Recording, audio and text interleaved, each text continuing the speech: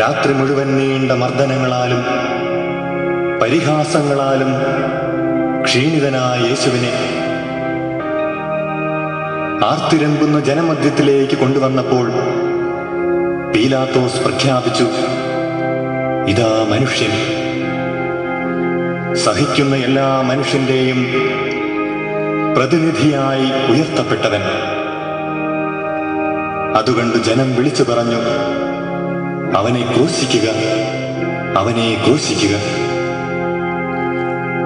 ഓശാന പാടിയ അതേ നാവുകൾ ക്രൂശിക്കുവാൻ ആർത്തു വിളിക്കുന്നത് കണ്ടപ്പോൾ എന്തെന്തു ചിന്തകളായിരിക്കണം അങ്ങേ മനസ്സിൽ ഉയർന്നു വന്നത്. അപ്പം ഭക്ഷിച്ചു തൃപ്തരായവരും രോഗങ്ങൾക്ക് സൗഖ്യം ലഭിച്ചവരും ആ കൂട്ടത്തിലുണ്ടായിരുന്നു.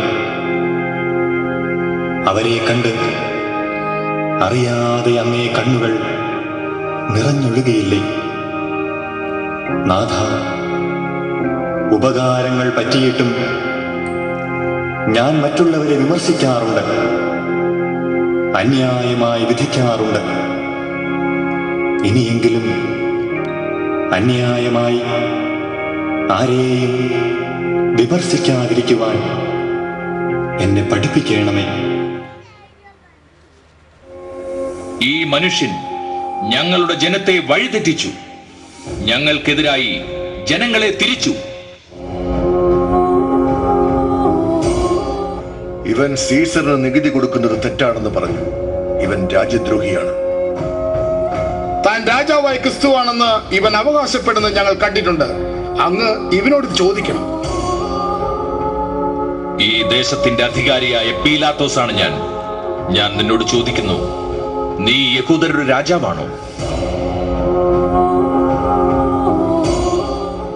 നിങ്ങൾ തന്നെ പറയുന്നല്ലോ ഞാനാണെന്ന്.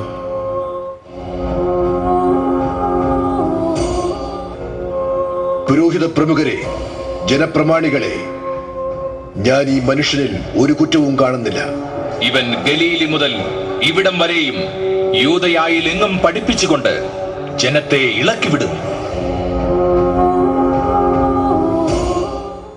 ഈ മനുഷ്യൻ ഗലീലിയക്കാരനാണോ? അവൻ ഹെരോദേസിന്റെ അധികാരത്തിൽപ്പെട്ടവനാണ്.